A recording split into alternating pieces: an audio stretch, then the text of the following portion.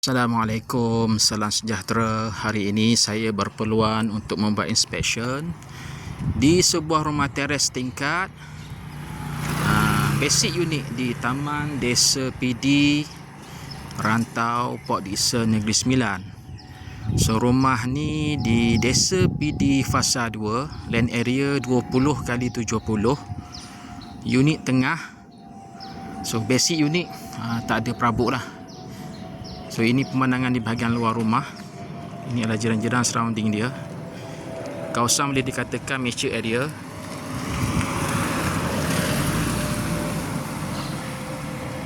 Okey, kita tengok macam mana rupa dalam rumah dia.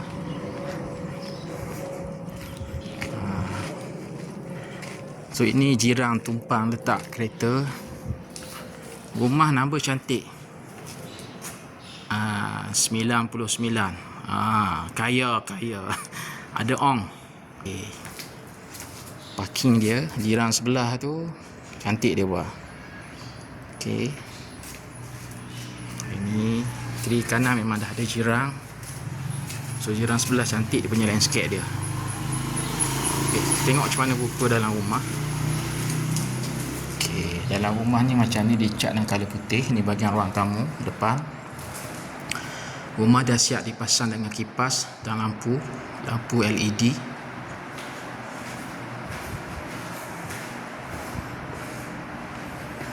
Okey, ini bahagian depan. Kita masuk tadi. Kita masuk, dia macam zigzag. Okey, ini bahagian dining area. Dining area, sana adalah dapur. So dapur ni masih lagi sinki direct pemaju lah, yang direct pemaju punya. So siapa yang beli rumah ni, kalau ini nak cantik, dia kena buat table top lah. Okey, belakangnya masih ada lagi tanah sekitar 10 kaki. Sampai ke pagar sana tu lebih kurang 10 kaki. Jiran sebelah ni dah letak full awning. Dia dah semi render belakang, so tak ada rumput.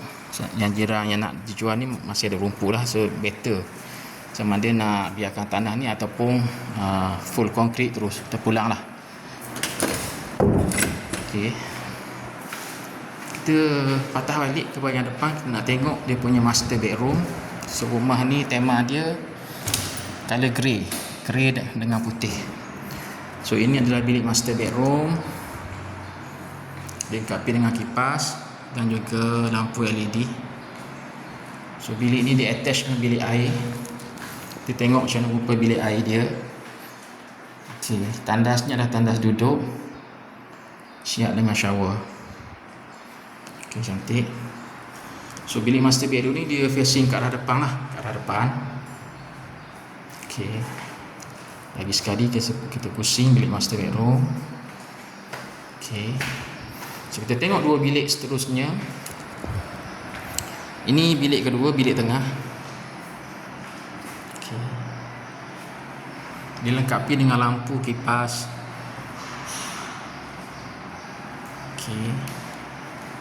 Okay, nak pergi ke bilik ketiga ni, dia ada satu tandas luar, tandas duduk.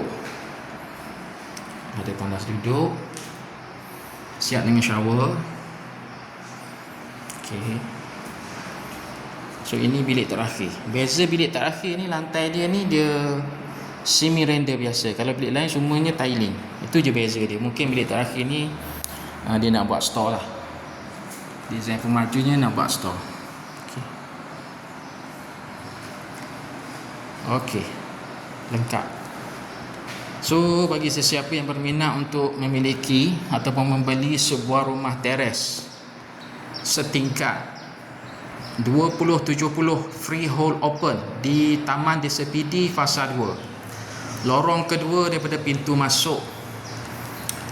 So bolehlah menghubungi saya di talian 012-918-5187, 012-918-5187. Encik Wan Property Agent, niagahartanah.com. Sekian, terima kasih. Assalamualaikum.